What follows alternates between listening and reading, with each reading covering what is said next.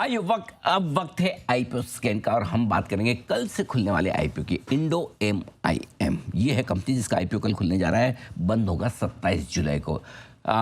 461 से 485, 461, 485 ये price band है कंपनी का। इशू साइज है 3,800 करोड़ रुपए के आसपास की, जिसमें से फ्रेश इशू है 500 करोड़ का और 3300 करोड़ का ऑफर फॉर सेल है। कंपनी का मार्केट कैप अच्छा खासा साइजेबल है, बड़ा है। 24,000 करोड़ रुपए के आसपास का मार्केट कैप बनता है कंपनी का और बेहद इंटरेस्टिंग कंपनी। और बेहद इंटरेस्टिंग कंपनी मैं इसलिए कह रहा हूँ, पहले आपको थोड़ा सा बिजनेस में बताता हूँ। MIM ये एक सेगमेंट है, ये एक प्रोडक्ट कैटेगरी जिसमें कंपनी मार्केट लीडर है। 1996 में कंपनी की शुरुआत हुई थी। क्या प्रोडक्ट है इसके बारे में हम अच्छे से समझेंगे और इसलिए भी खास है कि स्पेस में कंपनी का कोई भी लिस्टेड पीयर नहीं है। मतलब भारत में कोई भी और दूसरी कंपनी नहीं जो इस तरह का कारोबार करती है। सीधा इनका कंपेरिजन एक चाइनीज़ कंपनीज के साथ हुआ है। आइए दो खास मेहमान मेरे साथ इस वक्त हमारे स्टूडियो में हैं। कृष्णा चिवुकुला जूनियर साहब, जिनको हम KJ सर के नाम से बुलाएंगे। आप कंपनी के प्रोमोटर हैं, होल टाइम डायरेक्टर हैं और CEO हैं और 21 साल से ज़्यादा का लंबा गहरा अनुभव है आपका इंडो MIM का। और कंपनी के जो फाउंडर हैं आप उनके सुपुत्र हैं। आप डिग्री होल्ड करते हैं मास्टर्स की, पब्लिक पॉलिसी में मास्टर आपने MSc किया है यूनिवर्सिटी ऑफ रोचेस्टर से। और साथ ही साथ मिस्टर बाला सुब्रमण्यन सर हैं जो CFO हैं, वाइस प्रेसिडेंट फाइनेंस हैं। 27 साल से ज़्यादा लंबा गहरा सर का भी है कंपनी के साथ। आप चार्टर्ड अकाउंटेंट हैं, कॉस्ट एंड वर्क्स अकाउंटेंट हैं और कंपनी सेक्रेटरी। सर तीनों डिग्री ले ली, CS ICW ऑल तो? Yes sir. वंडरफुल सर, मैं थोड़ा सा पीछे रह गया बस आपसे। आइए आप दोनों का बहुत बहुत स्वागत है। Thank you sir, thank you so much for joining us. KJ sir, let me start with you. मैं बता दूं पहले, KJ सर पूरे अमेरिका में रहे हुए हैं। एक्सेंट देखेंगे आपको, सुन के बड़ा मज़ा आएगा। बिल्कुल ऐसा लगेंगे ट्रम्प साहब के साथ काम किया उस तरह की एक्सेंट में मज़ा आएगा बात करें। तो sir first explain me your business model. आपकी कंपनी क्या करती है, ऐसा क्या प्रोडक्ट है जो आप अकेले इंडिया में बना रहे हैं? So IndoMIM is a precision component manufacturer. We use a couple different technologies. The first one is metal injection molding. We do investment casting, aerospace machining, fine powder production, and automation services. In terms of the components, we do very precise components for very demanding applications.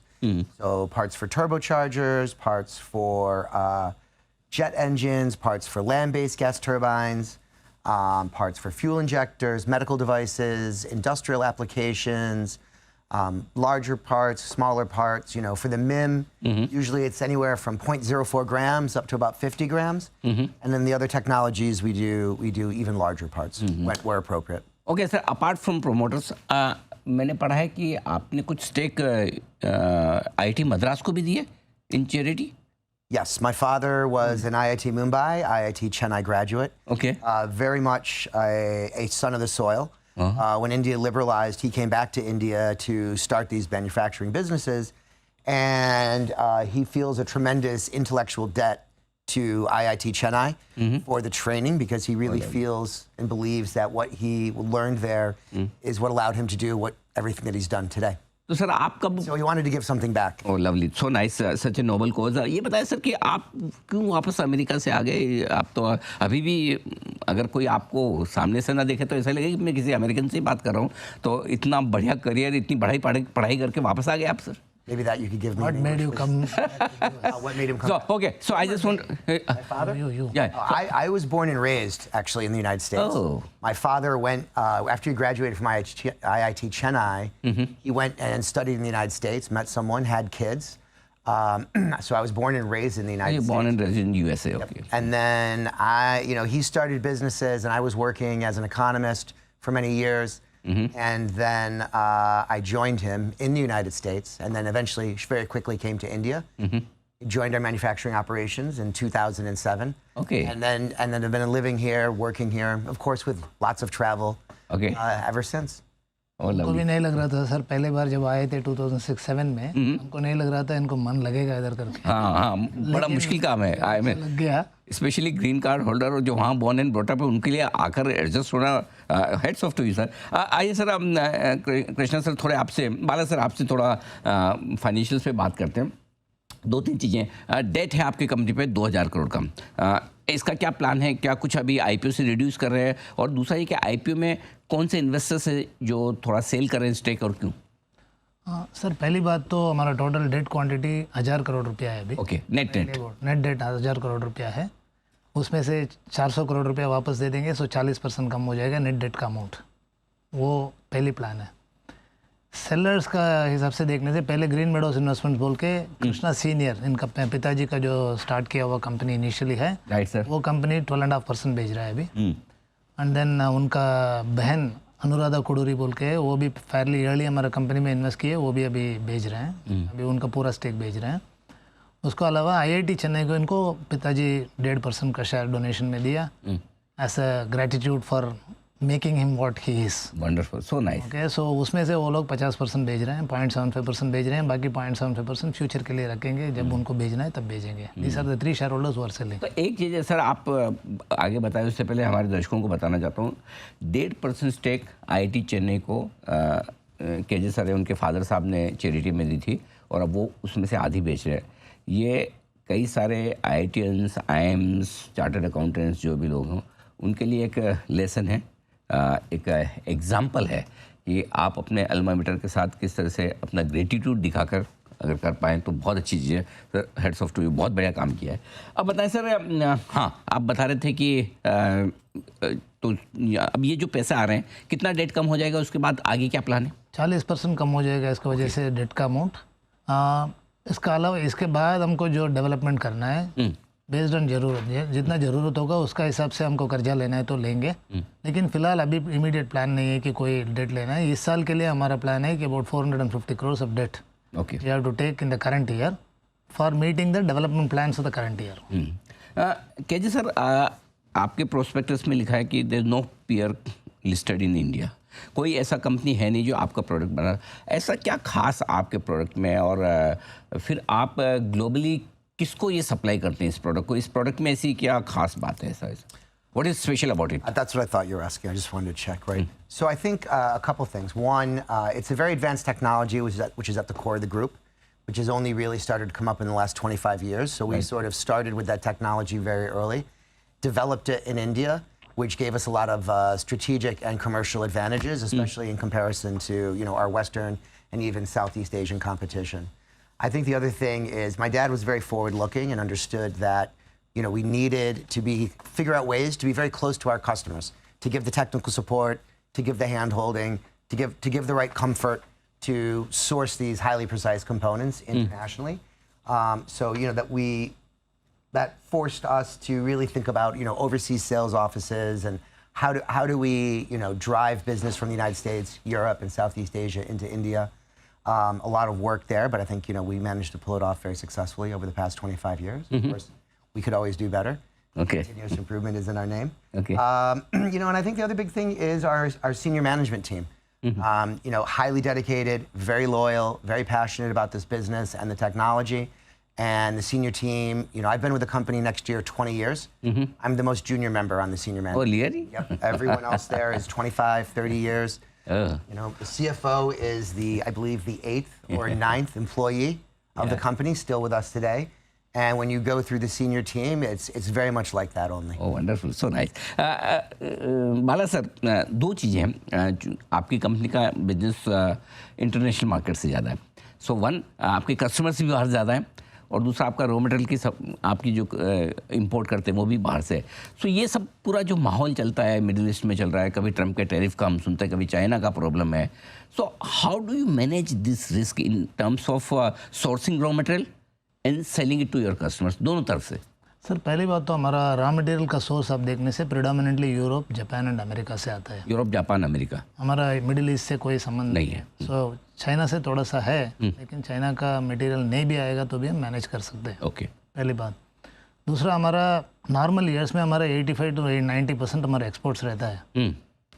Dollar denominated expenses जो है हमारा, जो raw material का होगा, consumable का होगा, ये सब मिला के करीबन 30% होता है। ओके, सो हमारा we are a dollar surplus company, euro surplus company. Okay, so rupee depreciate जब होता है उसका फ़ायदा सीधा कंपनी को मिलता है, मिल जाता है। हाँ, and generally we don't agree on, हम किसी के साथ करेंसी इंडेक्सेशन का कोई एग्रीमेंट नहीं करते हैं, इसलिए उसका फ़ायदा हमको रहता है। लॉन्ग टर्म में कस्टमर को भी उसका फ़ायदा होता है, क्योंकि हमारा कास्टिंग में वो फैक्टर हो जाता है नेक्स्ट ईयर में। एब्सोल्युटली।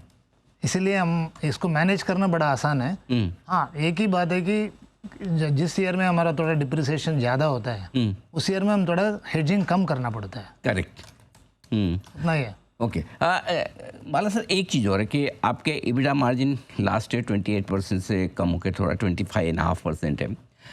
कैश फ्लो तो पॉजिटिव है, बट 2024 में 1077 करोड़ से थोड़ा नीचे 500 करोड़ पर आया है। What are the reasons for that? ये बिजनेस प्रोफाइल का हिसाब से चलता है सर। हम Okay. 4-5 डिस्टिंक्टिव बिजनेसेस में हैं। ऑटोमोटिव प्रोडक्ट ग्रुप में है, मेडिकल प्रोडक्ट्स में है, डिफेंस प्रोडक्ट्स में है, कंज्यूमर प्रोडक्ट्स में है, एरो में है। जिस बिजनेस का ज़्यादा भाव पड़ता है, कोई असर पड़ता है ओवरऑल टर्नओवर में, उस बिजनेस का हिसाब से रिटर्न होता है। लास्ट ईयर वैसे particularly different year, consumer business suddenly ज़्यादा चढ़ा, ओके। सो इसका वजह से थोड़ा इम्पैक्ट रहा। हर साल इसका चेंज होता रहता है। आप पास में देखने से 2021, 22 में हमारा डिफेंस प्रोडक्शन बहुत ही ज़्यादा था। ओके। सो उस टाइम में मतलब percentage of defence production on the overall turnover, आप उसका हिसाब से देखने से उस साल में हमारा प्रॉफिटेबिलिटी बहुत ज़्यादा होगा। लेकिन जिस साल में थोड़ा वो उसका असर कम रहता है, कंज्यूमर बिजनेस का, ऑटोमोटिव बिजनेस का ज़्यादा असर रहेगा, उस साल में थोड़ा प्रॉफिटेबिलिटी का परसेंटेज का जो कम रहेगा।